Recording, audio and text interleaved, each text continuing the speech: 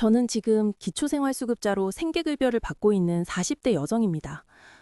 그런데 예전에 빌린 돈 때문에 빚독촉이 계속 들어오고 있어요.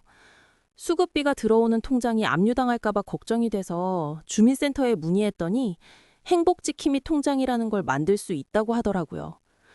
그런데 또 뉴스에서 내년 2월부터는 일반 국민도 개설할 수 있는 압류 방지 통장이 새로 나온다는 얘기를 들었습니다.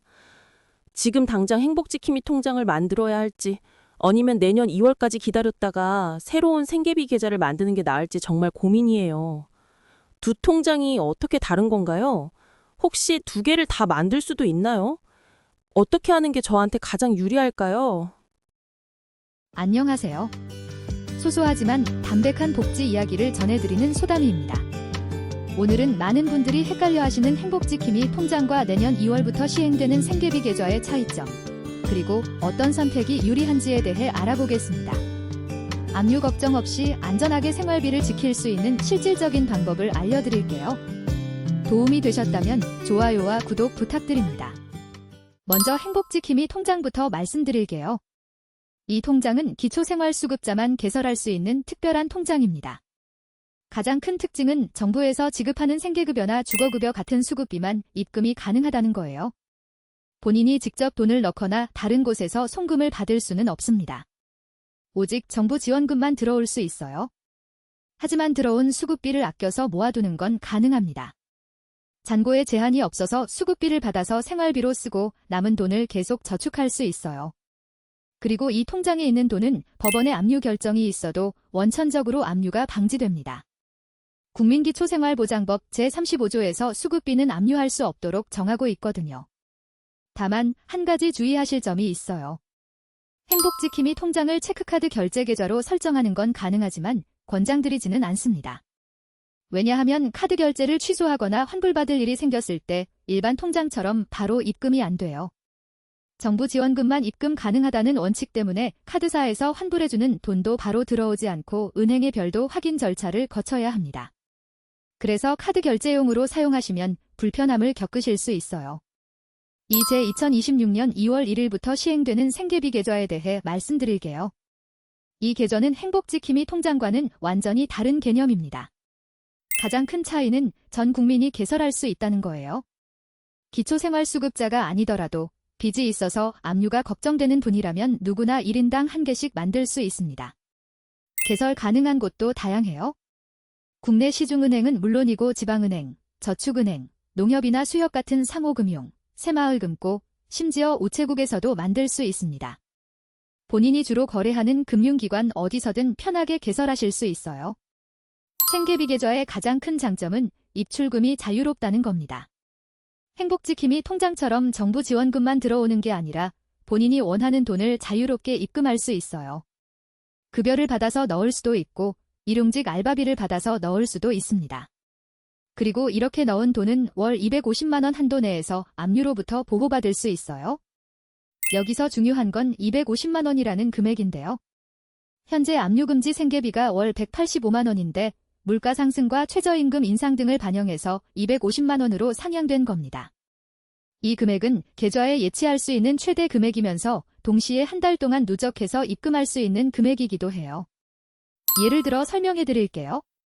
김소담 씨가 생계비 계좌에 이번 달 1일에 100만 원을 넣고 15일에 80만 원을 넣고 25일에 70만 원을 넣었다고 가정해 보겠습니다. 그럼 한 달 누적 입금액이 250만 원이 되죠. 이 상태에서는 더 이상 입금이 안 됩니다. 설령 중간에 생활비로 돈을 빼서 잔액이 50만 원밖에 안 남았다고 해도 이번 달에는 더 이상 입금할 수 없어요. 다음 달 1일이 되면 다시 250만 원까지 입금할 수 있게 되는 거죠.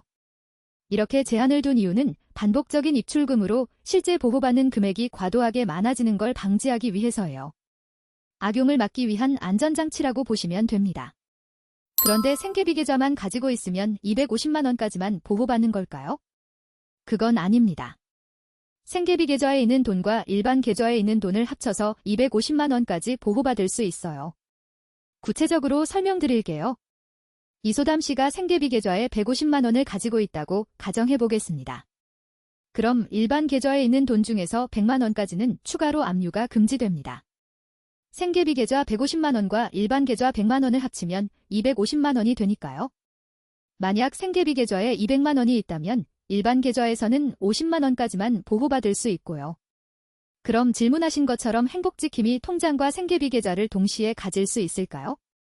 네, 가능합니다. 두 통장은 목적과 성격이 다르기 때문에 둘 다 개설하는 데 문제가 없어요. 실제로 어떻게 활용할 수 있는지 사례를 들어볼게요. 수급자이신 박소담 씨가 있다고 가정해 보겠습니다. 박소담 씨는 매달 생계급여 76만 원과 주거급여 30만 원, 합쳐서 106만 원의 수급비를 받고 계세요. 그런데 가끔 이웃집 아이를 봐주고 용돈을 받거나 폐지를 주어서 소소한 수입이 생기기도 합니다. 이런 경우 박소담 씨는 행복지킴이 통장으로 정부 수급비 106만 원을 안전하게 받고 생계비 계좌는 용돈이나 폐지 수입 같은 일반 소득을 관리하는 용도로 사용할 수 있어요. 두 통장을 목적에 맞게 나눠서 쓰시는 거죠. 다만 한 가지 꼭 주의하셔야 할 점이 있습니다. 행복지킴이 통장을 압류방지 계좌로 등록하셨다면 계좌 정보를 입력할 때 실수로 일반 계좌 번호를 압류방지 계좌로 잘못 입력하거나 그 반대의 경우가 생기면 입금 오류가 발생할 수 있어요. 왜냐하면 시스템상으로 행복지킴이 통장에는 특정 코드값이 부여되어 있어서 이 코드가 있어야만 입금이 되거든요. 만약 일반 통장 번호를 행복지킴이 통장으로 잘못 등록하면 코드 불일치로 입금이 안 되고 반대로 행복지킴이 통장을 일반 계좌로 등록해도 문제가 생깁니다. 그러니 계좌 등록할 때는 정확한 정보를 꼼꼼하게 확인하셔야 해요. 그럼 지금 당장 어떻게 하시는 게 좋을까요? 질문하신 분처럼 수급비 압류가 걱정되신다면 지금 바로 행복지킴이 통장을 개설하시는 걸 추천드립니다. 빚 독촉이 들어오고 있다면 하루빨리 수급비를 안전하게 보호하는 게 중요하니까요. 행복지킴이 통장을 개설하실 때는 기초수급자 증명서를 준비하셔서 은행에 가시면 됩니다. 대부분의 시중은행에서 개설 가능하고 통장 첫 페이지에 압류방지 전용 통장이라는 문구가 표시되어 있는지 확인하시면 돼요. 그리고 내년 2월이 되면 생계비 계좌를 추가로 개설하시는 겁니다. 행복지킴이 통장으로는 정부 수급비를 안전하게 받고 생계비 계좌로는 혹시라도 생기는 다른 소득이나 일반적인 생활비를 관리하시는 거예요. 두 통장을 병행해서 사용하시면 더욱 안전하게 재정을 관리하실 수 있습니다. 내년 2월에 생계비 계좌 제도가 시행되면 압류금지 금액도 현재 월 185만 원에서 250만 원으로 상향됩니다. 급여 채권의 압류금지 최저금액도 마찬가지로 250만 원으로 올라가고요. 보장성 사망보험금은 1,000만 원에서 1,500만 원으로 만기나 해약 환급금은 150만 원에서 250만 원으로 상향돼요. 물가 상승과 경제 현실을 반영해서 채무자와 가족의 기본적인 생활을 더 두텁게 보장하기 위한 조치입니다. 마지막으로 한 가지만 더 말씀드릴게요. 생계비 계좌는 전 국민이 이용할 수 있는 제도지만 행복지킴이 통장은 기초생활수급자만 가입할 수 있다는 점 기억하세요. 그리고 두 통장 모두 압류로부터 보호받을 수 있지만 입금 방식과 한도에서 차이가 있으니 본인의 상황에 맞게 선택하시거나 병행해서 사용하시면 됩니다. 오늘은 행복지킴이 통장과 생계비 계좌의 차이점, 그리고 두 통장을 어떻게 활용할 수 있는지 알아봤습니다. 빚 때문에 힘드신 분들, 특히 수급자분들께서 조금이나마 마음 편하게 생활비를 지키실 수 있으면 좋겠어요. 개인 상황에 따라 유리한 선택이 달라질 수 있으니 주민센터나 은행에 문의하셔서 본인에게 맞는 방법을 찾으시길 바랍니다. 비슷한 고민을 하고 계신 분들이나 실제로 두 통장을 사용해보신 경험이 있으시다면 댓글로 공유해주시면 다른 분들께도 큰 도움이 될 거예요.